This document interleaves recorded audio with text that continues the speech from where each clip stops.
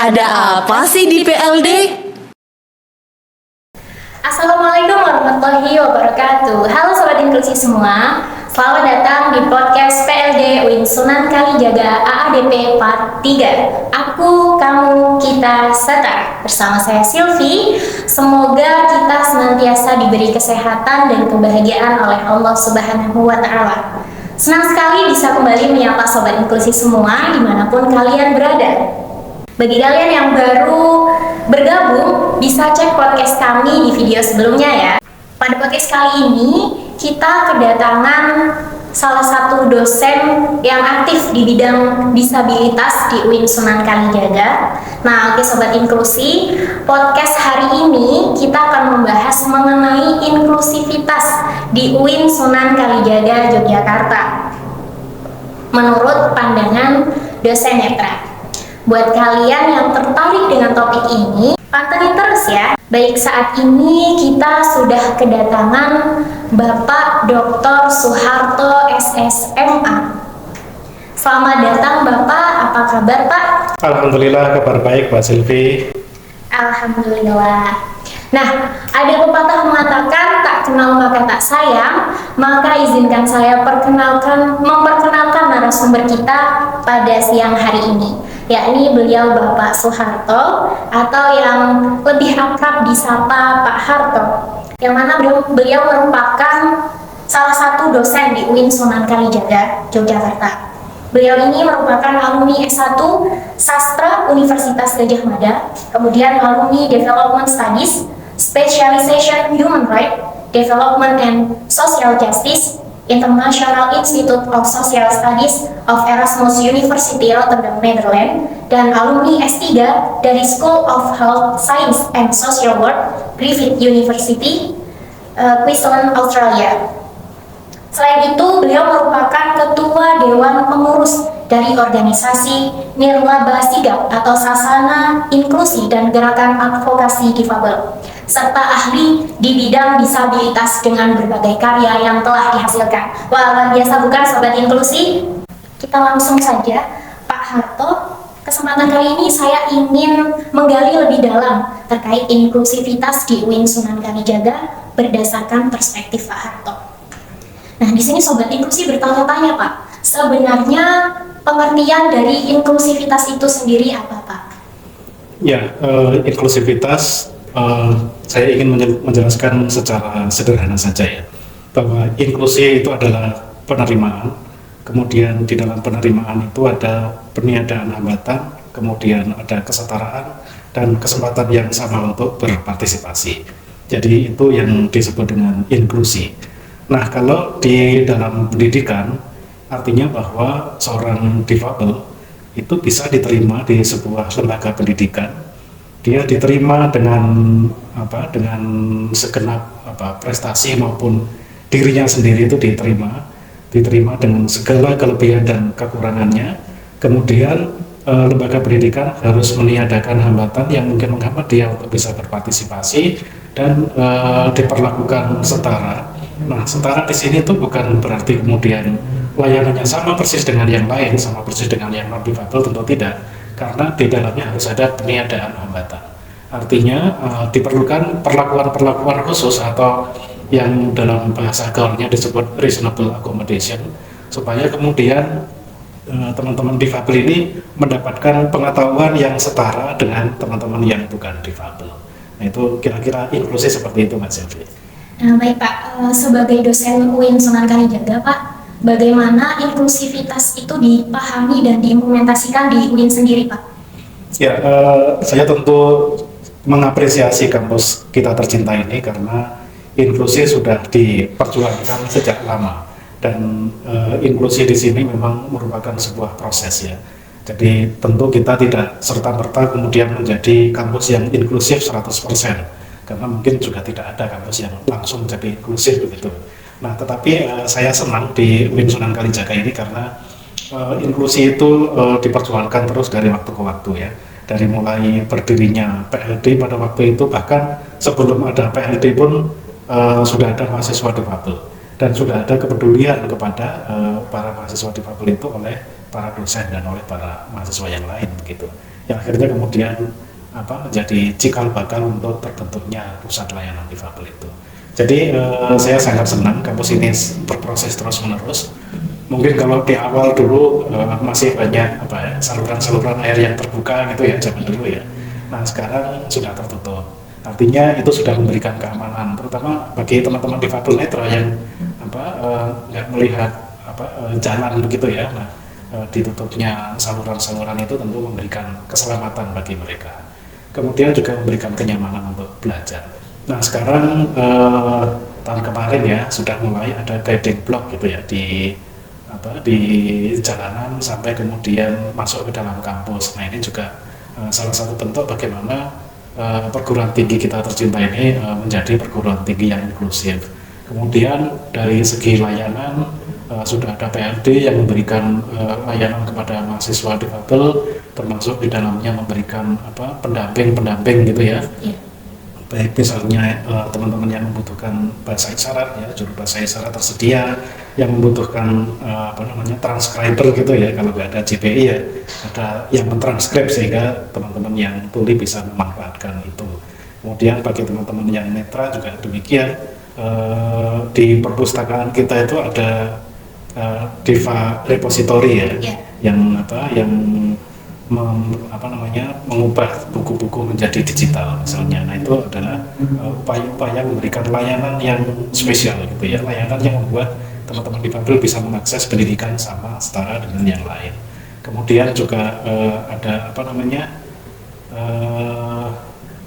dosen-dosen biasanya juga sudah diberi sosialisasi mengenai pendidikan yang inklusif, sehingga ya rata-rata tidak ada penerimaan, tidak ada penolakan bagi teman-teman difabel di kampus kita ini, gitu Mbak Sylvia. Baik Pak, terima kasih. Menurut saya juga teman-teman difabel ini memang memiliki peluang yang sama dengan kita teman-teman yang tidak difabel. Ya betul. Baik Pak Harto, sebagai dosen di UIN Sunan Kalijaga, menurut Bapak bagaimana konsep inklusivitas yang sudah dipahami dan diimplementasikan di UIN sendiri, Pak? Ya, saya mengapresiasi kampus kita ini karena ini merupakan kampus yang berproses secara alamiah untuk menjadi kampus yang inklusif. Kita dulu mengawali dengan tidak adanya pusat layanan difabel, kemudian sudah ada mahasiswa difabel waktu itu, kemudian tumbuh kerelawanan dari mahasiswa maupun dosen, yang kemudian itu menjadi cikal bakal berdirinya pusat layanan difabel di UIN Sunan Kalijaga. Nah kemudian setelah ada PLD, kita memberikan layanan-layanan yang sangat memadai bagi mahasiswa, misalnya dalam proses admisi kita menyediakan segala kebutuhan aksesibilitas, sehingga dalam proses seleksi teman-teman mahasiswa atau calon mahasiswa ini juga bisa mengikuti seleksi dengan baik. Bahkan juga kita memberikan affirmative action gitu kepada teman-teman difabel agar bisa kuliah di sini. Kemudian dalam konteks layanan, kampus kita juga sekarang sudah punya PLD, sudah memberikan layanan yang terbaik bagi teman-teman mahasiswa difabel. Di antaranya ada para relawan yang dengan semangat memberikan layanan dalam proses pembelajaran, dalam mengerjakan tugas, dalam mencari literatur dan lain sebagainya. Kemudian di perpustakaan kita juga sudah ada Diva Repository, sehingga teman-teman difabel yang tidak bisa membaca buku, kemudian bukunya bisa dibuat dalam bentuk digital sehingga bisa diakses dengan laptop, dengan HP teman-teman gitu. Nah, kemudian para dosen juga sudah diberikan pengetahuan mengenai pendidikan inklusif, sehingga rata-rata tidak ada penolakan terhadap teman-teman difabel ini. Kemudian dalam konteks fasilitas, kalau dulu di zaman awal-awal mahasiswa difabel datang ke UIN itu sering tercebur ke selokan ya, karena dulu masih hanya saluran air yang belum tertutup begitu. Nah dengan perubahan gedung misalnya, sekarang lubang-lubang itu sudah ditutup sehingga tidak ada lagi teman-teman difabel netra yang tercebur di selokan. Bahkan kita juga sudah punya guiding block yang bisa memandu teman-teman untuk berjalan antar fakultas atau dari jalan raya ke dalam kampus, bahkan sampai ke gedung-gedung perkuliahan begitu. Jadi ini sebuah kemajuan yang alamiah menurut saya, karena berproses dalam jangka waktu yang panjang, dan ini membuat kampus kita semakin dewasa dalam menjadi kampus yang inklusif. Baik Pak, Terima kasih atas jawabannya Pak, tapi memang benar ya Pak bahwa baik yang difabel maupun tidak memiliki peluang yang sama begitu ya Pak? Ya, baik yang difabel maupun yang non difabel itu memiliki peluang yang sama untuk sukses, untuk berprestasi. Jadi PLD kan juga ada ini ya, pengembangan bakat bagi teman-teman difabel. Bahkan itu juga sifatnya inklusif begitu ya. Jadi relawan dan difabel itu gabung jadi satu, misalnya dalam kelompok kor, kelompok musik dan lain sebagainya. Saya kira itu sesuatu yang indah gitu ya. Jadi kalau di luar sana inklusif itu dimaknai sebagai difabel. Jadi misalnya begini, di luar sana itu ada yang mengatakan itu loh guru inklusif. Guru inklusif itu, mereka sebut guru inklusif itu bukan semua guru, tapi guru pendampingnya itu disebut guru inklusif. Atau itu loh anak inklusif, jadi difabelnya itu disebut anak inklusif. Itu sesuatu yang salah kaprah gitu ya. Inklusi itu ya untuk semuanya ya, semuanya itu harus inklusif, baik difabel maupun non difabel, kemudian dosen, tendik, semuanya itu inklusif gitu ya. Semuanya itu mendukung inklusi, termasuk dalam hal penganggaran, termasuk dalam hal pergaulan sehari-hari. Harapannya juga tidak ada misalnya bullying, tidak ada saling mengejek, ataupun tidak ada ini ya, mengeksklusi atau menyendirikan difabel dengan yang lain. Saya kira di sini tidak ada yang seperti itu ya. Difabel sudah diterima, kuliah bareng dengan yang lain, belajar bareng, ujian bareng, lulus bareng pula, dia sudah bareng juga gitu. Baik Pak, tadi Bapak sempat menyebutkan beberapa fasilitas inklusif yang ada di UIN Pak. Lalu sebenarnya apakah ada ketentuan khusus bagi sebuah lingkungan inklusif dikatakan baik Pak? Dan apakah UIN sendiri sudah menjadi masuk kategori lingkungan inklusif yang baik Pak? Ya, kebetulan beberapa waktu yang lalu saya mengembangkan instrumen untuk asesmen kampus yang inklusif begitu ya. Dan saya pernah mempraktekkan itu di 4 politeknik yang ada di Indonesia. Nah, dari instrumen yang saya buat itu ya hampir semua persyaratan itu sudah dipenuhi oleh Sunan Kalijaga. Tentu tidak 100% ya. Jadi misalnya ada guided block, kita sudah punya. Kemudian ada pusat layanan difabel, kita sudah punya. Kemudian ada buku-buku yang didigitalisasi supaya bisa diakses oleh difabel netra, kita sudah punya gitu. Kemudian ada relawan, kita juga sudah punya. Ada guided block, kita juga sudah punya. Kemudian ada toilet accessible, kita juga sudah punya juga gitu ya. Kemudian teatrikal yang accessible, kita juga sudah punya gitu. Kemudian lift, beberapa kampus juga sudah punya gitu ya. Kemudian rem, kita juga sudah punya gitu ya. Artinya kita sudah punya semuanya. Hanya mungkin persentasenya yang belum 100% ya. Jadi misalnya lift itu idealnya semua fakultas, karena kita kan gedung itu lantai 3 sama lantai 4 ya. Nah, harusnya di semua fakultas itu ada lift yang bisa diakses sampai ke lantai yang paling atas gitu. Kemudian harusnya juga sudah ada toilet yang aksesibel di semua lantai di setiap fakultas gitu ya, setiap gedung. Nah, itu saya kira belum di semua lantai ya, belum di semua lantai ada toilet yang aksesibel. Bahkan di beberapa fakultas saya temui belum ada toilet yang aksesibel. Jadi kalau mau ke belakang masih harus jalan agak jauh gitu ya. Tapi ada fasilitasnya ada, cuma perlu diperbanyak gitu ya. Termasuk liftnya itu ya perlu diperbanyak di semua gedung gitu. Sehingga kita bisa memberikan kenyamanan tidak hanya bagi difabel, tetapi juga bagi dosen maupun tendik yang sudah senior gitu ya, yang mungkin sudah punya persoalan di lutut sehingga kalau naik ke lantai 4 atau lantai 3 itu sudah payah gitu ya. Nah itu saya kira manfaatnya ada banyak pada teman-teman difabel dan yang bukan difabel gitu. Nah tetapi memang ada praktek baik di sini bahwa misalnya perkuliahan untuk difabel kalau ada yang pakai kursi roda itu diupayakan di lantai 1 gitu ya. Nah itu artinya bahwa kalau fasilitasnya belum ada maka perlakuan khususnya yang kita upayakan gitu ya untuk menyesuaikan dengan kebutuhan teman-teman difabel itu. Saya kira itu hal yang bagus gitu ya supaya pengalaman di kampus-kampus yang lain itu kalau kuliah di lantai atas itu mahasiswanya digendong-gendong gitu ya, itu kan nggak nyaman bagi teman-teman mahasiswa difabel sendiri ya. Jadi mereka akan merasa nyaman kalau bisa jalan sendiri, bisa naik sendiri tanpa harus menyusahkan orang lain. Jadi minta bantuan orang lain itu kan juga gak enak bagi kita ya. Jadi akan lebih enak kalau kita bisa mandiri gitu. Jadi ini menjadi terkait fasilitas ya Pak, menjadi harapan dan doa yang patut kita aminkan bersama. Betul, iya. Agar fasilitas di UIN lebih lengkap dan lebih efektif lagi untuk mahasiswa dan seluruh warganya, terutama bagi teman-teman difabel gitu ya Pak. Ya, dan ini tentu harapannya tidak hanya kepada UIN, tetapi juga ke negara, kepada kementerian terkait dan juga Kementerian Keuangan, supaya memberikan anggaran yang memadai gitu ya. Karena pendidikan inklusif itu menjadi salah satu persyaratan akreditasi. Dan UIN ini kan tidak hanya akreditasi lokal ya, kita sudah akreditasi internasional. Dan pengalaman saya waktu di proses akreditasi itu ditanyakan, apakah kampus Anda aksesibel, apakah kampus Anda menerima difabel, apakah ada dosen maupun teknik yang difabel. Ditanyakan seperti itu, ini artinya bahwa negara itu juga harus mendukung. Jadi kalau negara ingin kampus-kampusnya itu menjadi kampus yang terakreditasi internasional dengan nilai yang tinggi gitu, ya negara harus keluar anggaran. Jangan diserahkan kepada kampus untuk ya kesulitan menganggarkan dan lain sebagainya gitu ya.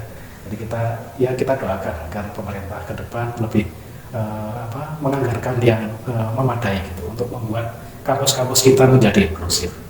Amin ya rabbal alamin. Mudah-mudahan podcast ini nantinya bisa dilihat oleh pemerintah ya Pak, Amin.